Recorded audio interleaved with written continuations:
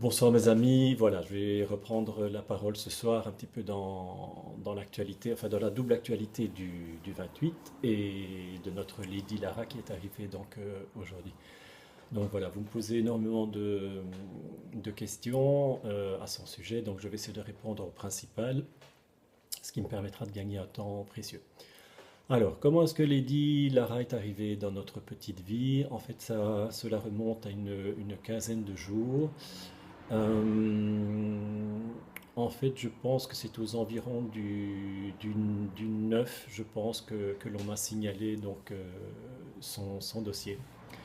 Donc en fait, Lara est arrivée à la Croix-Bleue, au refuge de Florifou, le 4, je pense. Enfin, il y aura peut-être des erreurs dans les dates, mais enfin bon, ça vous m'en excuserez. Mais je pense que son annonce est apparue aux environs du 4. Voilà. Vers le 9, en fait, moi, je prenais connaissance en fait, de son annonce. Voilà, pas de hasard. Quand une bénévole de protection animale m'a écrit en NP, comme on m'écrit assez régulièrement depuis le début de l'histoire de nos filles. Et donc, elle m'a signalé son histoire qui l'a touchée particulièrement. Et bon, ben, comme par hasard, moi, j'avais aussi été touché par cette histoire. Donc en fait, j'ai simplement dit à cette dame, à cette grande dame qui fait du chouette boulot, elle se reconnaîtra, que simplement j'allais me donner les moyens de rencontrer donc cette petite teckel aveugle ou quasi, parce que je ne savais quasiment rien de son dossier à ce moment-là. Et donc comme d'habitude, ma grande amie Francine a répondu présente, et donc on s'est embarqué, si mes souvenirs sont bons, avec Robert également. Et donc on est allé rendre visite à cette petite chienne et ben voilà, l'essentiel de son histoire est dans son album photo. Donc en fait, le peu que j'en sais, c'est qu'elle a été abandonnée. On ne sait pas exactement combien de temps elle a erré en rue. Son âge est indéterminé, mais bon, elle est âgée. On estime qu'elle est peut-être âgée entre 10 et 11 ans, pas pucée bien entendu. Euh, donc, elle a été accueillie au refuge, elle est tout de suite prise en main par le veto. Et donc, effectivement, il y a ce gros problème de cécité ou de quasi-cécité. En fait, c'est une des choses que je voudrais prendre en main peut-être avec vous. Et donc, en fait, assez rapidement, on va la laisser se reposer un petit peu parce que, bon, déjà accueillir un chien de refuge, c'est déjà un petit peu particulier. Mais un chien aveugle ou qui voit très très très très très mal, fatalement, il doit prendre totalement d'autres repères et donc il faut lui laisser quand même le temps d'un petit peu s'adapter. Mais une des choses que je voudrais offrir à Lara, en dehors bien entendu demain de son rendez-vous chez l'esthéticienne, comme je dis, chez son ami, chez mon amie Alexia, donc demain, on va aller la faire toute belle, bien entendu. Ça, vous savez bien que c'est le premier cadeau de bienvenue de Papou.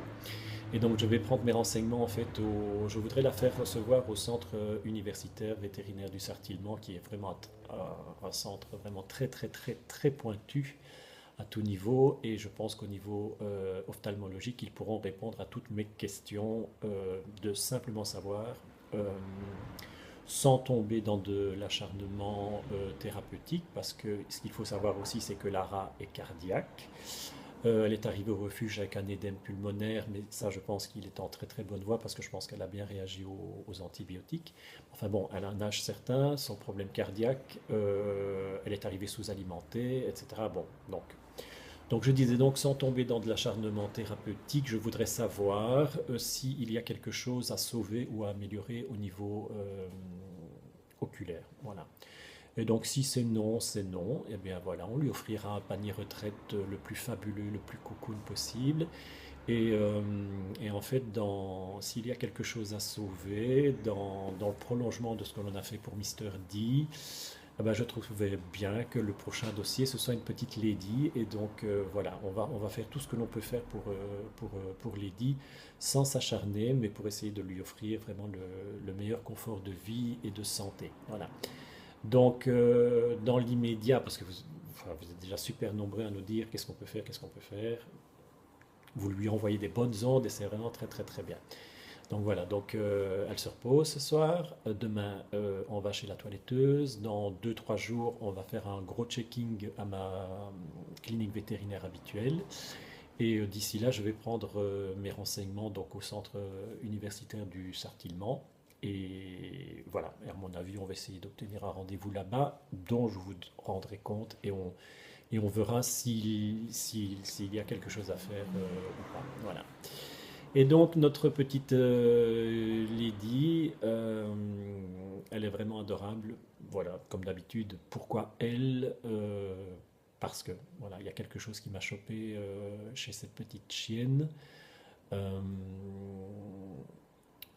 je n'étais pas le seul, il y avait vraiment beaucoup de monde qui a été touché par son histoire. Et notamment une autre grande dame, qui est la deuxième personne que j'ai rencontrée, parce qu'on fait toujours de très belles rencontres dans ce genre d'opération. Et donc cette autre grande dame, qui est maintenant j'espère que je peux l'appeler mon amie Isabelle. Voilà, et en fait cette dame a été la première à mettre son nom sur la fiche d'adoption, sur la fiche de réservation donc de Lady Lara. Et donc cette dame a déjà sauvé plusieurs chiens. Et donc elle avait dit au refuge, c'est hors de question que cette petite reste là, dans sa cage, en plus complètement désorientée, dans le noir. Et donc si personne ne se présente au bout des 15 jours, puisque bon, en fait il y avait un délai légal, ça a été très rock'n'roll pour attendre la fin de ce délai légal, mais on l'a attendu, voilà. Et donc Lady devait passer absolument 15 jours donc, au refuge, donc elle est rentrée le 4, donc elle est adoptable le 19, aujourd'hui. Là. Et donc cette dame a dit, si personne ne se présente pour cette chienne, c'est hors de question qu'elle reste là un jour de plus et moi je l'adopterai. Et donc c'est la réponse que j'ai eue quand je me suis présenté la première fois au refuge. Et donc on m'a dit, il y a déjà une dame qui a mis son nom. Et donc j'ai simplement demandé au refuge, est-ce que je peux avoir les coordonnées de cette dame? Ce que j'ai eu, je me suis mis tout de suite en rapport avec cette dame qui bien entendu, malheureusement, avait entendu parler de l'histoire de nos filles, de nos bébés. On a eu un échange très positif, même très émouvant au téléphone. Je lui expliquais ma démarche, enfin l'envie que j'avais par rapport à Lara. Et je lui expliquais l'aventure de Mister D, etc. Et alors, très gentiment, c'est même plus que très gentiment, elle, avec enfin, toute la tendresse qu'une maman est capable d'avoir, elle m'a cédé donc la priorité sur l'adoption de Lady. Et je veux particulièrement souligner ce geste parce que, entre guillemets, moi je suis souvent dans la lumière, c'est-à-dire en première ligne par rapport aux choses que l'on fait. Et on me dit, oui, c'est bien ce que tu fais, c'est bien, c'est bien, c'est bien, c'est bien. Mais une fois de plus, il n'y a pas que moi dans cette aventure. Et moi, en fait, je ne suis que quelque part en fait un prisme dans lequel toutes vos énergies convergent. Et en fait, ce sont toutes vos énergies qui agissent. Moi, je ne fais pas grand-chose, hein. Je mobilise, mais bon, comme vous tous, en fait, moi, j'ai deux mains, et voilà. Mais par contre, ce que cette dame a fait, parce que cette dame a été touchée, a été la première à être touchée par cette petite chienne, et donc me céder en fait la priorité sur l'adoption de Lady. euh, je voudrais vraiment que chacun réfléchisse en fait à ce geste, parce que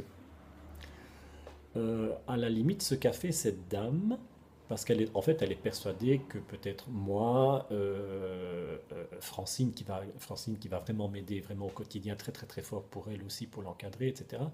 Et puis bon, ben, vous savez que s'il y a une aventure à vivre comme Mister D, j'espère, mais je pense aussi que vous serez là, on verra. Et donc cette dame était persuadée que nous aurions peut-être davantage de moyens, d'encadrement, etc. Et donc peut-être que Lara serait mieux avec nous, avec notre groupe. Et donc que cette dame décide de me donner la priorité parce qu'elle pense que cette chienne serait peut-être sans doute mieux autre part qu'avec elle, je trouve ça d'une générosité sans borne, sans borne, sans borne. Et je veux que cette dame, cette très grande dame, sache que je vais penser à elle. Chaque fois que je ferai quelque chose pour Lara, je penserai à elle et elle est irrémédiablement et irrévocablement associée à l'adoption de Lara. Et maintenant, à tous les beaux moments qu'elle va avoir. Vraiment, voilà. Alors comme d'habitude, je parle, j'ai plein de choses à vous dire. Et on est déjà à 10 minutes de vidéo. Super. Et donc voilà. Euh, Voilà pour Lara. Donc, on va voir pour le 28. J'espère pouvoir vous la présenter. Mais bon, comme elle est dans le noir, elle est parfois un peu farouche. Enfin, pas farouche, elle est un peu craintive par rapport aux personnes qu'elle ne connaît pas, fatalement, par rapport aux personnes dont elle n'a pas encore entendu la voix.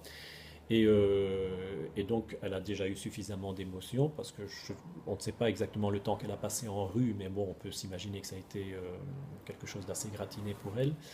Donc, on va peser le pour et le contre, mais s'il y a moyen, par exemple, de l'amener à la bénédiction, j'adorerais ça, par exemple. Voilà, mais elle va pas rester toute la journée parce que, enfin, vous savez bien quelle est mon optique par rapport. C'est d'abord eux et puis nous. Voilà. Mais enfin, tout ce que vous lâchez comme commentaire déjà pour la petite, c'est formidable. Euh, alors voilà. Alors, je vais me transformer en homme sandwich. Donc Lara vient de... J'espère que l'on voit. À mon avis, vous allez peut-être voir à l'envers. Et donc, la Croix-Bleue de Belgique, donc le samedi 11 juillet, donc à Florifou. Samedi 11 juillet, à partir de 10 h jusqu'à 17 h, journée porte ouverte. D'accord. Donc le 11 juillet, si vous n'avez rien de mieux à faire, ou surtout si vous voulez faire quelque chose de bien de votre journée, donc la journée porte ouverte à Florifou, vous y allez, alors vous amenez un gros